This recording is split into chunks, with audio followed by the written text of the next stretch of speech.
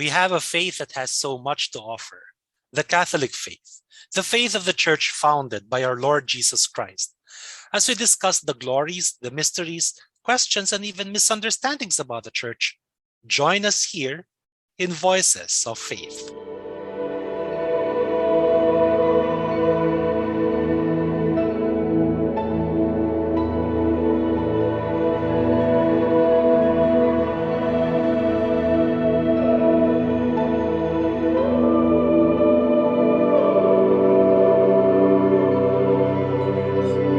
Good day, gandang araw po sa inyong lahat. I'm Carlos Antonio Palad of Defensores Fidei Foundation, and I'm here to discuss in this episode of Faith Watch an important topic na talaga namang napaka-appropriate for Lent, and this is fasting and abstinence.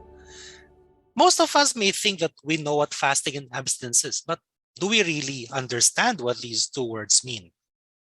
Siguro, puntahan muna natin, balikan muna natin, ano ba yung batas ng simbahan patungkol sa fasting and abstinence? Because in this episode, I'm just going to focus on the practicalities, the practical aspects of fasting and abstinence, which in my experience is actually misunderstood. Madalas na hindi naiintindihan ng marami sa ating mga Katolikong Pilipino.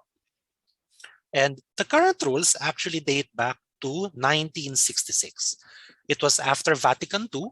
The Vatican II was the 21st Ecumenical Council. It was held from 1962 to 1965 in order to, shall we say, modernize or to open up the church to changes. And part of the reforms were reforms about the laws on fasting and abstinence. So yung 1966 na laws, more or less, yung pa rin na sinusundan natin hanggang ngayon. And according to the law of the church, ang practice ng fasting is done 2 days a year for us Roman Catholics. Ginagawa siya pag Ash Wednesday at Good Friday. Tapos meron namang abstinence on all Fridays of the year. Yes, you actually heard that right. Now, I'm going to revisit that a little later. So let's first start with fasting. Ano ba yung ibig sabihin talaga ng fasting? Alam nating lahat yung one big meal or one full meal and two small meals na pag pinagsama mo ay hindi aabot ng isang malaki, ng one full meal. So for example, ang iyong full meal ay 3 pandesal.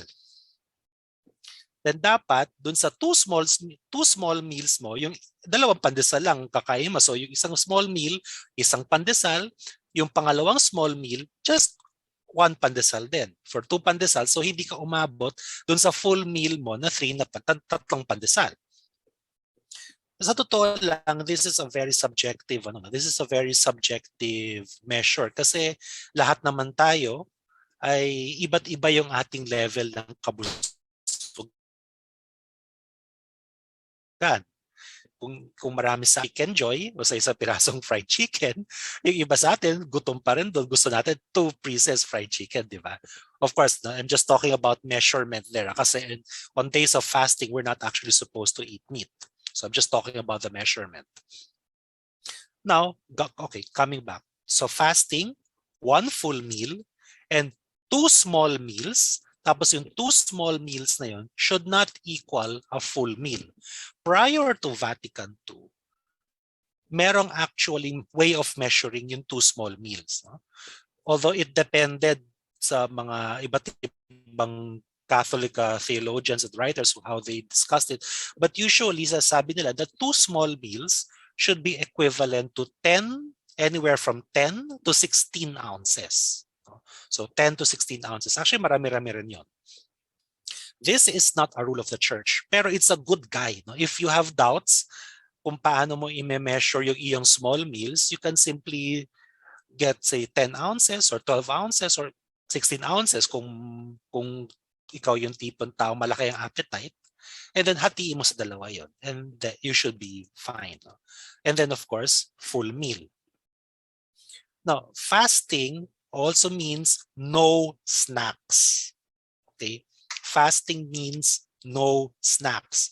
Ito yung madalas na napapansin ko, nakakalimutan na marami. Mag two small meals, mag-big meal, magfo-full meal, pero meron pa rin chichirya. In fasting, wala pong snacks, walang merienda. And let's keep in mind, 2 beses lang naman sa isang taon ang fasting. Ash Wednesday at Good Friday lang. So let's do it right. And then, kung yun ang fasting, ano naman ang abstinence? Abstinence, I'm going to read the actual definition on ni Pope Paul VI nung kanyang reformang laws on fasting and abstinence nung taong iyon sa kanyang apostolic constitution na Penitemini. Penitemini. That's the name of the apostolic constitution. Ang sabi niya is, the law of abstinence forbids the use of meat but not of eggs, the products of milk or condiments made of animal fat. So ulitin ko po. The law of abstinence forbids the use of meat, but not of eggs, the products of milk or condiments made of animal fat. So ibig sabihin, karne, bawal. Itlog, pwede. Anything made of cheese or milk, yung mga dairy, pwede. Yung mga sabaw, yung mga sauce na gawa sa animal fat, like meron tayo, di ba, yung sausawan na gawa sa taba ng manok, ganyan, pwede yon. Basta hindi aktwal na karne. Yun ding broth o soup na merong merong meat broth, no? Like imagine for example yung sabaw ng bulalo o sabaw ng nilaga para sa ating mga Pilipino. Sabaw lang sabaw, walang laman Yung sabaw, pwede mo rin kainin yon during days of abstinence. Ang pinagbabawal sa abstinence, sa days of abstinence ay yung talagang karne mismo. Yung karneng kakagatin mo, ngungayain mo. Yun ang hindi pinapayagan ng simbahan. Now, just to clarify, beef is meat. I think we all agree on that. Pork is meat. We all agree on that. Pero minsan napapansin ko, may mga nag-aakala na ang chicken daw ay hindi karne. Hindi po ganun. Ang chicken po ay karne. So, chicken is also not allowed on days of abstinence. Now, minsan naman, may mga natatanong sa akin, Brother Carlos, yung bang chocolate o coffee, pinapayagan ba yan sa days of abstinence? And the answer is yes. Kasi hindi naman sila karne. At yun namang yung wine, yung beer, pinapayagan rin yan sa pinapayagan rin yan sa days of abstinence kasi hindi naman sila karne. Of course, there is the letter of the law and then there is the spirit of the law. So, syempre, pag days of fasting and abstinence, dapat hindi rin tayo puro pagkain na, kumbaga, hindi nga tayo kakain ng karne on days of abstinence. Pero maglalasing naman tayo. Or kakain naman tayo ng sobrang mahal na pagkain. That does not break the law. Pero syempre, dapat isipin mo rin, parang hindi na yata sumusunod dito sa tinatawag natin na spirit of the law. Kasi ang spirit of the law ng fasting and abstinence, of course, is self-control, mortification, and moderation in all things. Hindi yung no excesses, walang pagmamalabis sa pagkain o sa inumin. Pero kung pag-uusapan talaga natin sa ano yung pinaka-required, ang required lang po talaga on days of abstinence is yung hindi tayo kumain ng karne. Ngayon, minsan may nagtatanong sa akin, pag-abstinence, pag days of fasting and abstinence ba, okay lang kumain ng masarap na pagkain? And the answer to that is yes, kasi hindi mo pwedeng ipagbawal ang masarap na pagkain kasi iba-iba tayo ng pagkakaintindi ng masarap. Para sa marami sa atin, ang simpleng pritong isda, masarap na 'yon, no? Or special na 'yon. Para naman sa iba sa atin, wala lang. May mga kababayan din tayo na ayaw kumain ng isda. Pero yung mga ganung bagay, no, yung mga masasarap na pagkain, basta hindi siya karne, it's allowed by the letter of the law. Once again, ang tanong natin is, are we living by the Spirit? Kasi may nabasa nga ako dati na may isang mayaman na pamilya, ang practice nila ng Kwaresma, pag Good Friday, hindi sila kumakain ng karne. So ang kinakain nila, puro taba ng talangka. Hindi naman siguro naaayon yon sa espiritu ng batas kahit na ito'y kumukumpurme sa letra ng batas. So dapat isipin rin natin na ano yung spirit of the law behind the letter of the law. This is to say, when practicing fasting and abstinence, we need to avoid both too much laxity and too much strictness. Kasi minsan napapansin rin ako, may mga ilang Katoliko, masyado nilang ine-exaggerate yung talagang batas ng simbahan pagdating sa fasting and abstinence at pagdating sa penitensya. Ang mga naririnig ko nagsasabi na dapat buong Kwaresma hindi ka kakain ng karne. Or dapat buong Kwaresma, dapat walang ice cream. Kung gusto niyong gawin yon, sige lang. Pero wag yung pilitin sa iba. Ang dapat na ipaalala natin sa ating mga kapwa Katoliko is ano lang yung rene-require ng simbahan. And then if we want to go beyond, kung gusto nating gumawa ng mas higit pa sa inuutos o sa rene-require ng simbahan, then okay lang yon. It should not be a problem. But let us not impose our own you can say, our own extra practices of penance or fasting on other people. Kung gusto nyong lumagpas, kung gusto nyong mag-go beyond what the law requires, you may do so. Pero keep it to yourself. Do it by your own. Don't impose it on others. So there, napag-usapan na natin yung abstinence, which is yung hindi pagkain ng karne. At ano yung fasting? Yun nga, 1 full meal and 2 small meals and no snacks. And the 2 small meals should not be the equivalent of 1 full meal. Ngayon, merong bang mga turo or batas ng simbahan na madalas natin makalimutan tungkol sa penitensya or tungkol sa pag-aayuno or fasting at tungkol sa pangingilin or abstinence? Actually po, may dalawa po tayong madalas makalimutan bilang mga Katoliko. Una sa lahat, ang turo ng simbahan, actually sa kanyang canon law, is yung buong panahon ng Kwaresma ay isang panahon ng pagpepenitensya. Buong araw, yung buong panahon. So from Ash Wednesday hanggang Holy Thursday, kasi yun ang extent ng Lent, yung pong buong yun ay panahon ng pagpenitensya. Ngayon, kung paano mo gagawin ang penitensyang yon, maliban dun sa tinatakda o inuutos ng simbahan na fasting on Ash Wednesday as well as on Good Friday at abstinence on Fridays, maliban doon, kung ano yung mga penitensyang gagawin mo sa mga iba pang araw ng Kwaresma, nasa sa iyo na yon. It's up to you. What you will practice as penance for all of Lent is up to you. But the important thing is for you to do some penance. It could be giving up coffee, giving up chocolate, giving up dessert, giving up fruits, giving up TV, giving up Facebook, mga ganyan. It could be anything. But the important thing is to choose one thing and to stick to it. Mas maganda po kasi yung simple lang, yung penance, yung penitensya. Simple lang yung penitensya, hindi masyadong mahirap, pero consistent tayo. Mas mabuti yun kasi ang bigat-bigat ng penitensya, hindi mo naman magagawa talaga kasi masyadong mabigat sa iyo.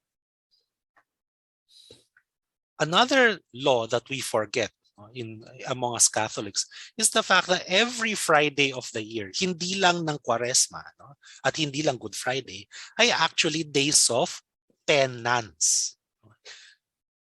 So, isip ko, ibig sabihin nun, kailangan hindi tayo kumakain ng karne bawat Biyernes?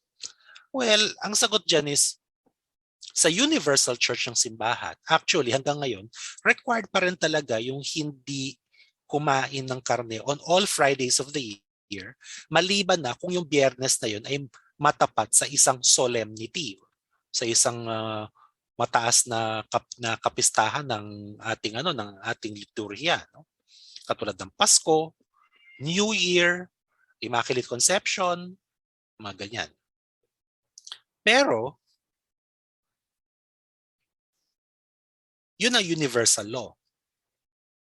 Pero ang mga obispo ng mga iba't ibang bansa ay merong kapangyarihan na binigay sa kanila ni Pope Paul VI pa, na pwede nilang lagyan ng substitute o kapalit yung mga ibang, yung ganun klaseng penitensya, yung hindi pagkain ng karne. And in the case of the Philippines, since in 1985, Pope John Paul II approved and confirmed a variety of norms or laws that was for the Catholic Church in the Philippines. At ang isa na doon ay yung yung other forms of penance as substitute for abstinence from meat. So, babasahin ko po yung buong norm na inaprubahan noong September 27, 1985 ni Pope John Paul II, at ito ay makikita sa November to December 1985 issue ng CBCP Monitor. So ito po yon. Except on Good Friday and Ash Wednesday, abstinence may be substituted with the exercise of piety, such as reading the Bible, going to Mass, visiting the Blessed Sacrament, praying the Holy Rosary, or with acts of charity, such as visiting the sick and prisoners, giving alms to the poor, teaching catechism. So actually, every Friday of the year, tayo nananawagan pa rin ng simbahan na lahat tayo magpenitensya, and that's every Friday of the year. Maliban na kung kung ang isang Biyernes ay matapat sa isang solemnity.